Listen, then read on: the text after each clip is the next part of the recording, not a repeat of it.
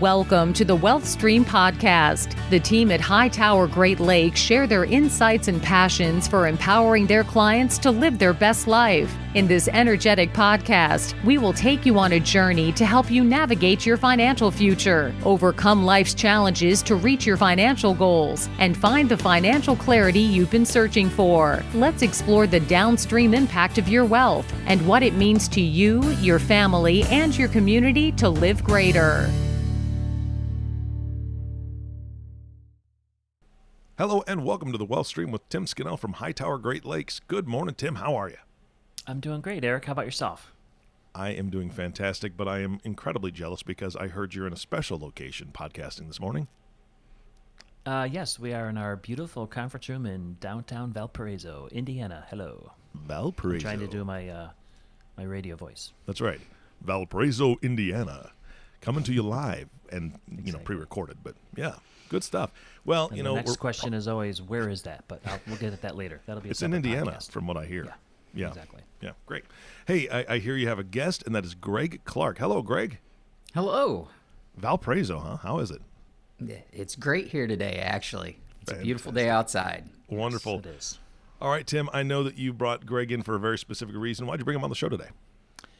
Well, we've talked in our podcast in the past about our what we call our wealth management formula. In addition to investment management, we do a lot of advanced planning and we focus a great deal on professional relationship management. So today, Greg is here, and he is a certified valuation analyst, a CVA and a CPA. Nice. So it's a mouthful. It's a lot of letters, but I wanted to bring him on because oftentimes when we're working with wealth transfer, making sure that assets go efficiently to the next generation, wealth protection, and a great deal when we're dealing with philanthropic or planned giving, we want to bring in a valuation specialist. And Greg has a real unique perspective. It's his only focus, which is actually very unique for CPA firms. So I wanted to bring him in, introduce him to the listeners, and talk about why a valuation analyst is critical for planning. All right. Yeah, I'm excited because we've been talking a lot about the value drivers and, how to make the best situation for your entire business and your family. So I'm really excited about today. Let's get into it. All right. So I guess I'll just ask Greg initially, tell me a little bit about your background, school, education, work, all that. Certainly. So my bachelor's degree is from Purdue University. I have a master's in the science of accountancy from the University of Phoenix. I have been in the professional world for more than 10 years. I worked in industry for about 4 years, and then I moved back over to public accounting. Valuation, as they often say, isn't a calling. It's something most people stumble into. I got into valuation about 6 months into my CPA career.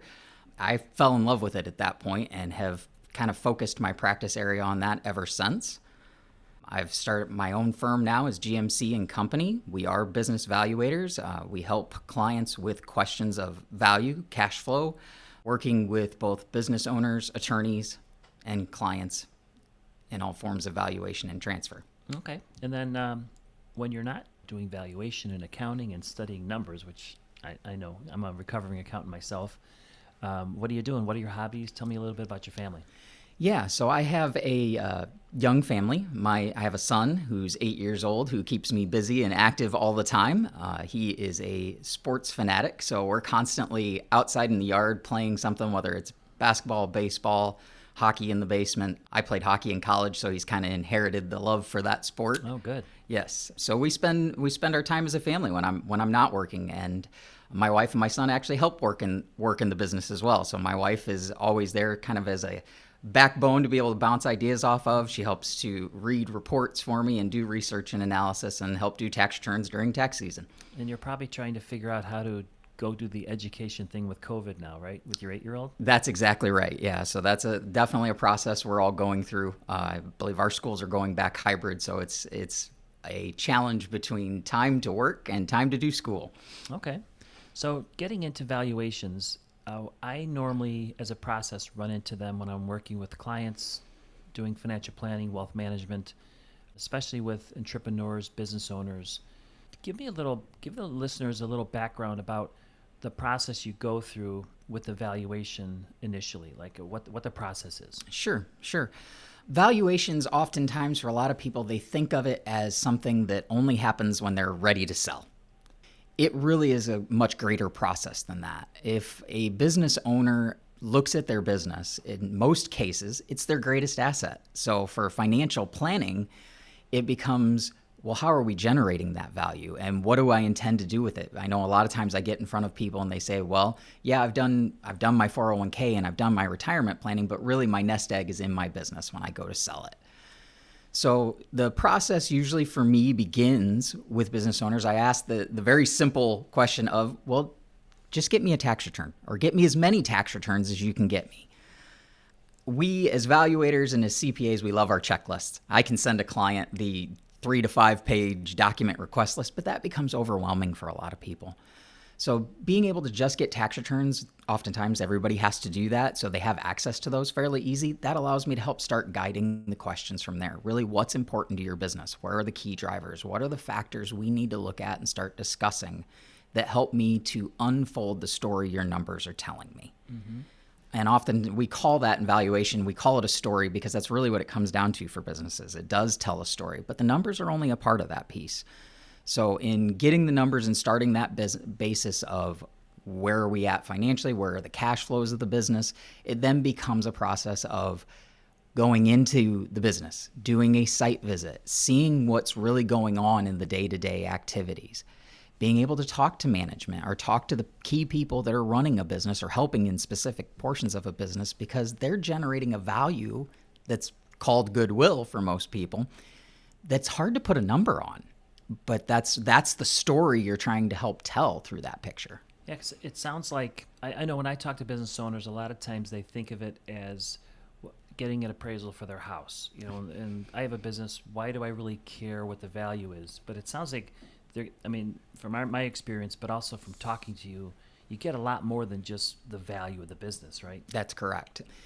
If I can start working with business owners early enough, it becomes a part of the process of looking at, yes, we as business owners, we're in the business every day. We're running the business. We're concerned with how do we get from one day to the next and keep making that next sale and that next general value. But when you start to realize that you're putting processes in place and you're putting key people in place, and it's one of those old adages of you need to make yourself replaceable in your own business, especially if your goal is to sell it at the end of the day. That's where you start to help generate some of the biggest value in that you can clearly define that process by which you make a widget or sell your service, or what makes you different. That's where in valuation, those key pieces to me become very important, because it's easy to take a number, and we often hear it in valuation. I always kind of joke about this, is the rule of thumb idea. And that's the idea that people walk in and say, well, you should get 1, 2, 3, 4, 5 times revenue, right? Well, revenue is the top line number. The value is actually in the cash flow when we get to the end. And that's that story and those processes that you look at, that you really start to help understand where a business generates the value that becomes something somebody else wants to buy. Okay, so let me maybe just if I think about stage of life, let's take somebody who is inheriting a business or looking to buy a business from the founder. Let's say, could be family, could be internal team. Give me an example of why somebody like that, as a potential buyer, would want to approach you and get a valuation. Sure. So we call that the due diligence process. So that's really you're stepping into the point of saying, okay, mom, dad, owner has come to me and said, hey, we would like you to buy the business. It becomes a process of what are you buying at that point? Really looking at, okay, what are the sales? What is the process? How has that worked? And then you as an owner understanding, putting yourself now in those shoes of how do you start to leverage that? How do you start to grow that? Really, what is it worth to you where it sits today? And then as well, oftentimes when I get in those situations and talk with them, it becomes a question of how can you forecast that to get that greater rate of return to yourself? So do you typically work with either the buyer or the seller? Do you ever work with a company and work with both? Or how does it normally work when you're in an engagement? Generally, I'm engaged on one side or the other. Okay. I have been engaged before where I've got somebody who's internal who wants to buy and then introduces me to the seller business owner, and then it kind of does become a collaborative process of really how do you come to that valuation, because you need the information from the seller to be able to do that. But oftentimes it's one side or the other where you're really talking, because when you're not in, this is always the fun part about valuation to me, is that when I'm doing due diligence or I'm doing buy side or doing buy sell, at that point it kind of becomes a position of advocacy for them, where I'm looking at your best interest. I'm looking at the sell side, the transaction from your perspective. So we call that an investment or an intrinsic value when we're doing a valuation. So I'm taking specifically you, specifically the company, and applying to really what's the value worth to you at that point. Okay, because I know we've talked in the past about, there's a word I never heard before. You said that some business brokers are now saying they have a broker opinion of value, which sounds like it's market comps or something like that. Correct. But let's flip it to a seller. So let's talk about, let's say the listener is in their 50s or 60s. They've created this business. Like you said, it's probably one of the largest portions of their balance sheet. It's their ability to retire, but it's more than that. It's their legacy. It's their baby. So how do you start an engagement talking to a business owner to get them off the dime and convince them that it makes sense to do this, even 8-10 years before they're looking to exit? Sure. So a broker's job is helping you to sell your business. Whether some brokers are trained valuators, some are not. So that broker's opinion of value oftentimes is really looking at market comps of what have other businesses, either of your size or your industry, what have they sold for? So it starts to become something more similar to that rule of thumb idea. What most often when I'm engaged by a seller, it's that either they've kind of gotten that number, and in those instances, I always tell people this, there's a gut number you want to sell for. As a seller, you have a number in your gut that, hey, I think my business is worth this. Sure. Well, why? Why is that business worth that? That's what I try to, when I start talking to a seller, I always ask that question up front. What's your gut number? And tell me why. Because I need to start walking down the story from them of why do they think that business? Yes, has it produced a lifestyle for you up until this point? Have you been able to create additional value on top of that? People look to do different things. There's different types there's people that look to take care of their family. There's people that look to take care of investment. There's people who are charitable and want to help those other organizations. That's what they want to do with the money. But then, too, that's similar to kind of how they've run their business in a lot of instances and what that generates for them. So a question becomes, yes, I can look at my business and my revenue is X and EBITDA is this. And if I apply a multiple, my value of my business is this. Well, have we then sat back and looked at, are you at 40, 60, 70% capacity? Are you able to value that additional capacity if you're in manufacturing, say, to be able to produce more product or services? Do you have a process in place that makes you unique, that makes your product better than somebody else's, or you're able to do it more efficiently than somebody else? Those pieces can't really be quantified just by the numbers at the end of the day. The numbers help us to quantify it, but it's getting into really where are you starting to sell that additional multiple to it. Okay, so in your experience, when you've talked to business owners looking to do the valuation, or you're trying to get them to do that, let me flip the question. So what causes them to hesitate? Why, in your experience, why don't business owners get valuations completed?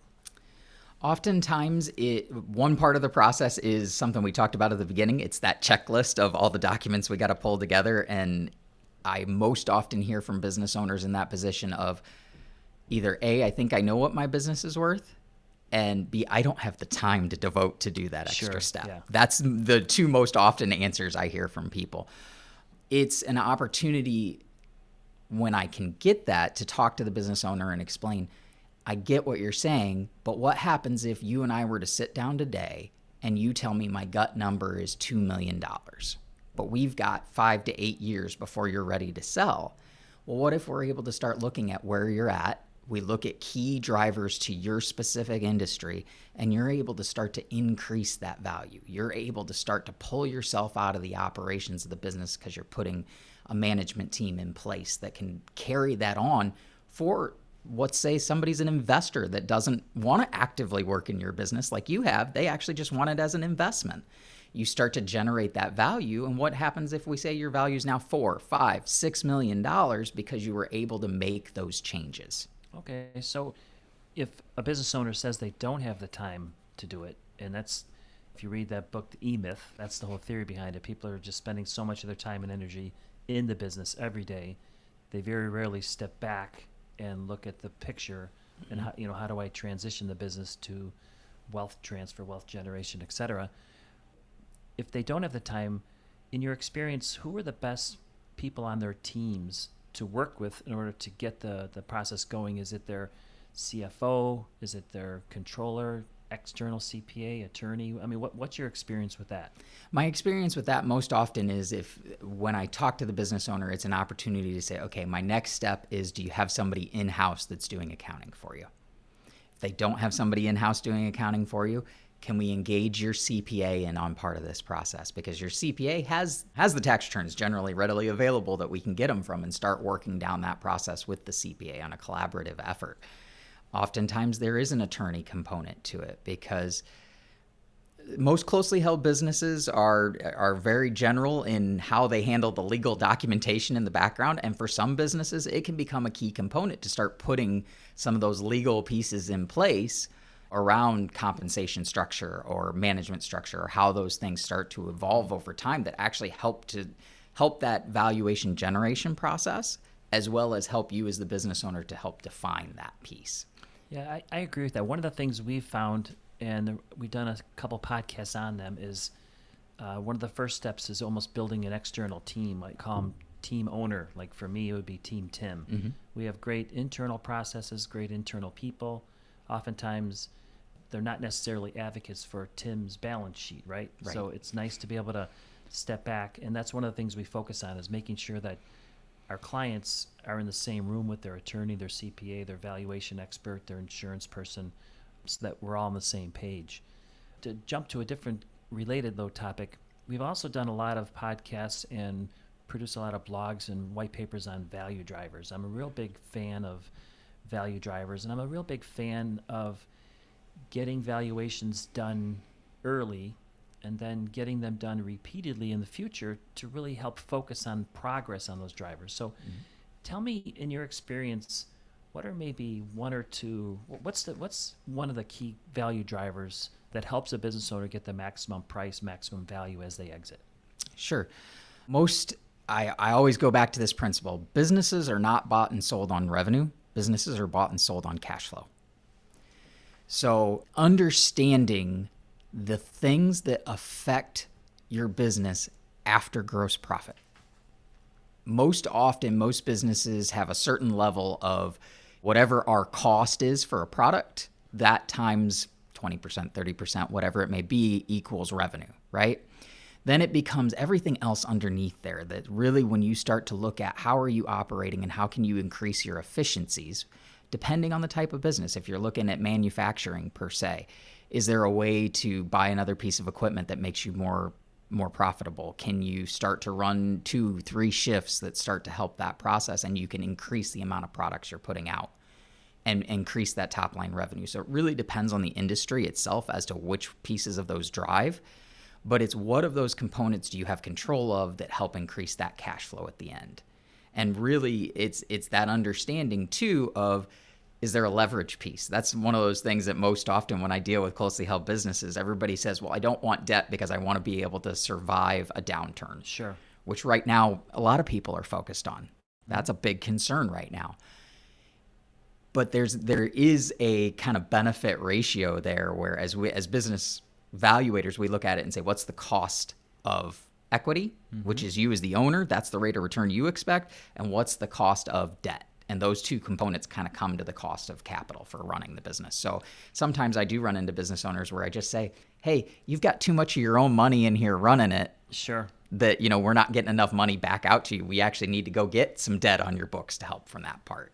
And how about in this, regardless of the industry, in this virtual new COVID protocol world, investments in technology, investments offering or creating the ability to scale, is that a key factor also? That is a very important factor. That's, the ability to scale your business is one of the largest drivers in value at the end of the day. And so really it just depends on how do you scale that, what really allows you to produce that product at a greater level and enhance the value from there.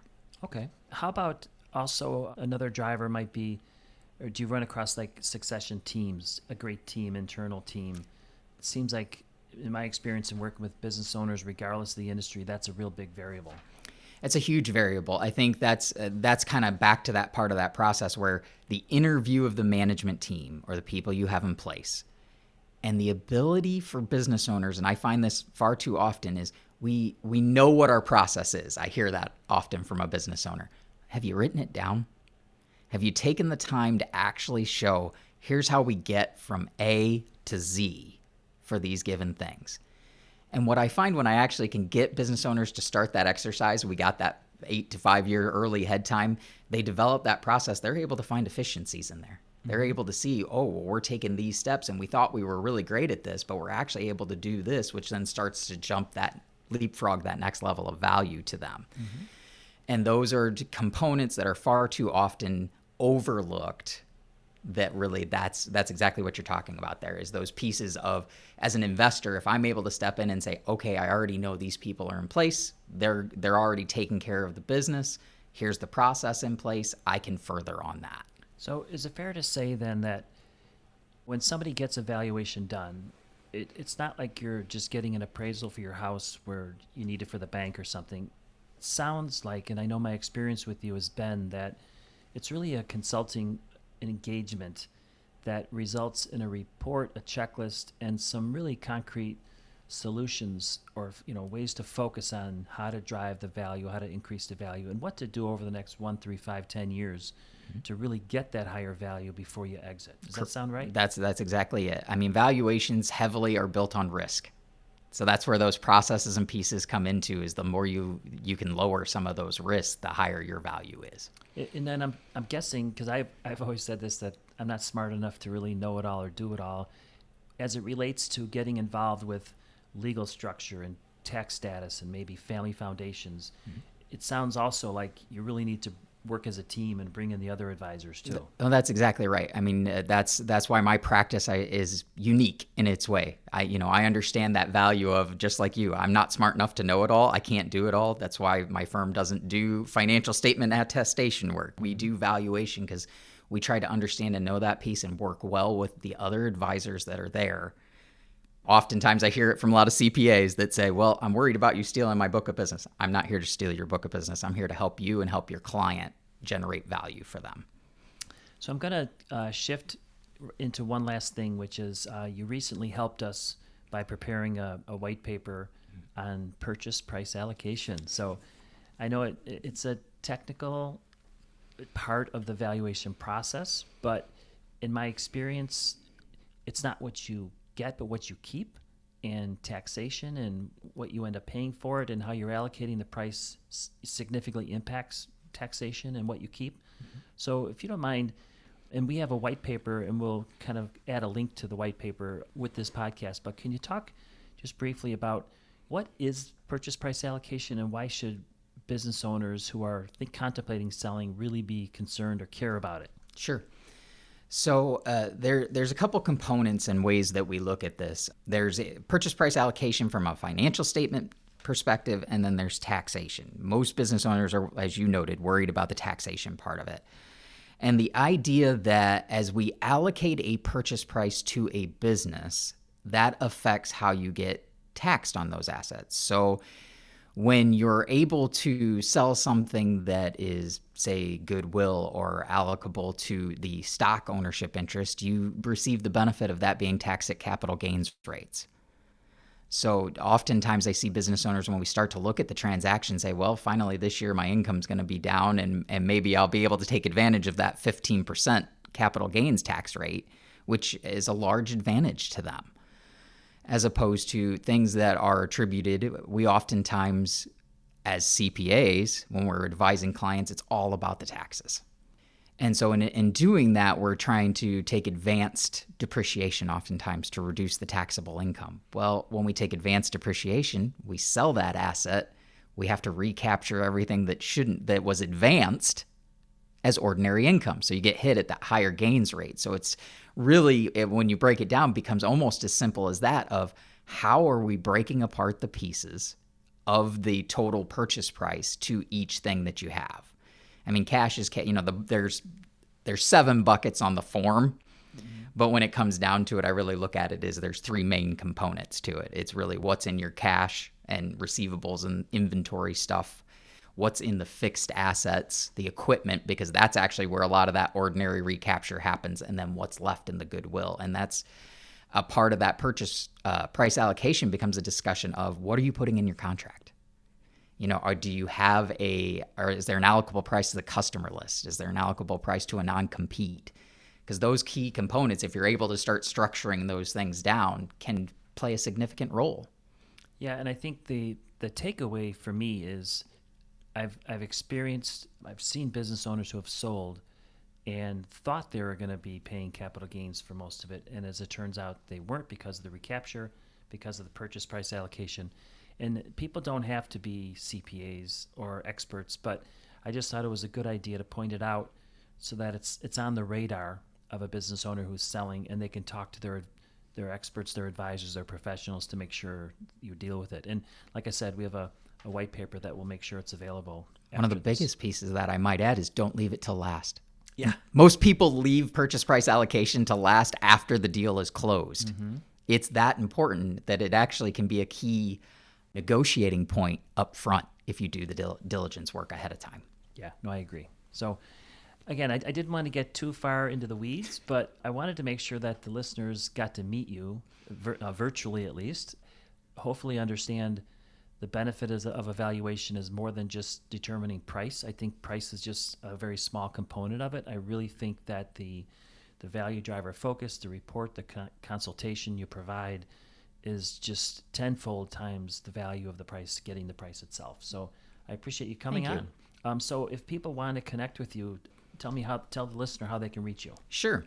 So I have a website. So it's GMC, the word ANDCO.com. I have my office line is 219-554-9700. Happy to take anybody's questions. I always offer that I do an initial consultation with people to talk to them and find out where they're at and then determine how we're best able to help them. Yeah, and I think you've also told me that a lot of times you're dealing directly with their CPAs and attorneys too. Mm-hmm. And that's oftentimes how you get introduced to some of these clients. Exactly. So make sure as a listener, you're talking to your professionals to make sure you're getting a certified valuation analyst involved early and often, right? That's right. Well, good. Guys, this was a fantastic podcast. In my opinion, you guys could have gone on for another hour or two easily. There's so much information, and I appreciate the 30,000-foot view, but I would echo exactly, Tim, what you just said is get your professionals involved and then reach out to Greg and his team and really take advantage of the services that, Greg, you provide. I mean, there's no excuse not to, really, and it will give every business owner such a beautiful look at their business so they're on the right track for whatever their goals are. So thank you so much for sharing that good information today. Thank you all for having me. I greatly appreciate the opportunity to talk to you. You bet. And Tim, of course, thank you for bringing him on. I know that we've talked many times about how deep your bench is and the professionals that you lean on for the things that you don't do personally. So great guest today. Fantastic job. Yeah. We try to offer what we call virtual family office services, and we certainly don't feel like we could house everybody or bring everyone on the team, but we continually go out, look out there, interview professionals, and actually I'd interviewed 9 different people to find Greg, so I'm very excited that he was able to join us today. Yeah, cream of the crop. Way to go, Greg. I think so. Thank you. You bet. And, of course, the last thank you always goes to you, the listening audience. Thank you for tuning in and listening to the Wellstream Podcast with Tim Scannell. If you have not subscribed to the podcast yet, please click the subscribe now button below. This way, when Tim comes out with a new podcast, it'll show up directly on your listening device. This makes it much easier to share these podcasts with your friends and family. Again, thank you so much for listening today. For everyone at Hightower Great Lakes, this is Eric Johnson reminding you to live your best day every day. And we'll see you next time. Thank you for listening to the Wealth Stream podcast. We hope you gained some valuable insight that you can apply to your life and share with others. Please don't forget to subscribe below to be notified when new episodes become available. And don't forget to live greater. The information covered and posted represents the views and opinions of the guest and does not necessarily represent the views or opinions of Hightower Great Lakes. The content has been made available for informational and educational purposes only. The content is not intended to be a substitute for professional investing advice. Always seek the advice of your financial advisor or other qualified financial service provider with any questions you may have regarding your investment planning. Hightower Great Lakes is a group of investment professionals registered with Hightower Securities LLC, member FINRA and SIPC, and with Hightower Advisors LLC, a registered investment advisor with the SEC. Securities are offered through Hightower Securities LLC. Advisory services are offered through Hightower Advisors LLC.